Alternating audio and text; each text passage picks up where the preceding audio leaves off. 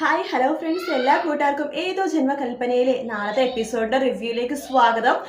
അങ്ങനെ നമ്മുടെ ശ്രുതി വളരെ സന്തോഷത്തോടു കൂടി തന്നെ വിളക്കും കാര്യങ്ങളും വെക്കുന്നുണ്ട്. പക്ഷെ ശ്രുതിയുടെ മനസ്സിൽ ഇടയ്ക്കിടക്ക് നമ്മുടെ ലാവണ്യ പറഞ്ഞ കാര്യം ഓർമ്മ വരുവാട്ടോ. കാരണം മുത്തശ്ശി സമ്മതിച്ചല്ലോ അശ്വിന്റെ ലാവണ്യന്റെ വിവാഹത്തിന്. അപ്പൊ ആ കാര്യം ഇടയ്ക്കിടക്ക് ഓർമ്മ വരുവാണ് നമ്മുടെ ശ്രുതിക്ക്. അത് മാത്രമല്ല, ശ്യാമായിട്ടുള്ള വിവാഹത്തിന് വീട്ടിൽ സമ്മതിക്കുകയും ചെയ്യണമല്ലോ. അതൊക്കെ അറിഞ്ഞ് വിഷമം ഉണ്ടെങ്കിലും ശ്രുതി ആ ദീപമൊക്കെ കത്തിച്ച് വളരെ സന്തോഷത്തോടു കൂടി തന്നെ ഇരിക്കുവാണ്. ആ സമയത്ത് ലാവണ്യ വരുന്നുണ്ട്. കാർട്ടൂൺ ബേബി നോക്കിക്കേ, ഈ പാദസരം നിനക്ക് അഞ്ജലി ചേച്ചി എന്തുമാത്രം സന്തോഷത്തോടെ തന്നതാ, എത്രത്തോളം ഇഷ്ടത്തോടെ തന്നതാ നിനക്ക് സെലക്ട് ചെയ്തിട്ട് നീ ഈ പാദസരം മേടിക്കും. ചിലപ്പോൾ നിന്റെ കാലിൽ ഒറ്റ പാദസരം കണ്ടത് കൊണ്ടിട്ടായിരിക്കും അഞ്ജലി ചേച്ചി ഈ പാദസരം വാങ്ങിച്ചെന്നത് എന്ന് പറയുവാണ്. അതുകൊണ്ട് നീ ഈ പാദസരം എന്തായാലും എടുക്കണം കാർട്ടൂൺ ബേബി എന്ന് പറഞ്ഞിട്ട് കൊടുക്കുവാണ്. ആ സമയത്ത് നമ്മുടെ ശ്രുതി പറയുന്നുണ്ട്, സോറി മാഡം, ഇത് മാത്രം എനിക്ക് സ്വീകരിക്കാൻ പറ്റില്ല. ഞാൻ പറഞ്ഞിരുന്നല്ലോ എനിക്കൊരിക്കലും പാദസരം ഇടാൻ സാധിക്കില്ല. എൻ്റെ അമ്മ തന്ന പാദസരമാണ് എൻ്റെ കാലിലുള്ളത്. അതിലൊരെണ്ണം നഷ്ടമായി പോയി 1 മാസം മുന്നേ. പക്ഷെ എങ്കിലും ഞാനത് ഊരില്ല. എൻ്റെ കാലിൽ ഈ പാദസരം ഒറ്റ പാദസരം ഇട്ടിട്ട് ഞാൻ നടക്കുമെന്ന് പറയുവാണ്. ഇതെല്ലാം കേട്ട് അശ്വിൻ അവിടെ ഉണ്ടാവും കേട്ടോ. അശ്വിൻ പെട്ടെന്ന് റൂമിലേക്ക് പോകുവാണ്.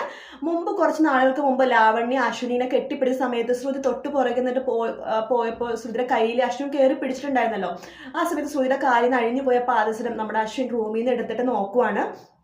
അശ്വിൻ സംശയം തോന്നുന്നുണ്ട്, ഇത് തന്നെയാണോ ആ ഒരു പാദസരത്തിന്റെ പെയർ എന്നറിയാൻ വേണ്ടി ആ പാദസരം എടുത്തിട്ട് നമ്മുടെ അശ്വിൻ അപ്പോൾ താഴത്തേക്ക് പോകുന്നുണ്ട്. ആ സമയത്ത് ശ്രുതിയുടെ കാലിൽ പാദസരം കാണുന്നില്ല. കാരണം സാരി എടുത്തോണ്ട് കാല് കാണാൻ പറ്റുന്നില്ല. ആ സമയത്താണ് ശ്രുതിക്ക് ദീപങ്ങൾ കത്തിച്ചു വെച്ചുകൊണ്ട് അതിൽ നിന്ന് പുറത്തേക്ക് പോകാൻ വേണ്ടി പറ്റുന്നില്ല.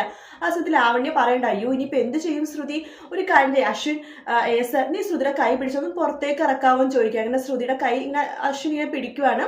ആ സമയത്ത് ശ്രുതി സാരി പതുക്കെ ഇങ്ങനെ വിളക്കി തട്ടാതിരിക്കാൻ വേണ്ടി ഇങ്ങനെ പൊക്കുന്നുണ്ട് ചെറുതായിട്ട്.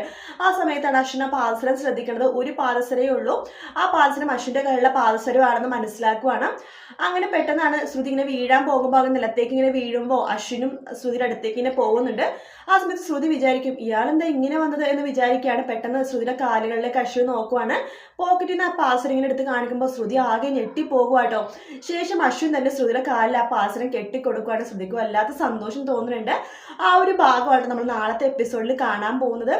വീഡിയോ ഇഷ്ടപ്പെട്ടെങ്കിൽ ലൈക്ക് ചെയ്യുക, സബ്സ്ക്രൈബ് ചെയ്യുക, കമൻറ്റ് ചെയ്യുക. മറ്റൊരു വീഡിയോ ആയിട്ട് നാളെ കാണാം. Good night, take care, bye bye.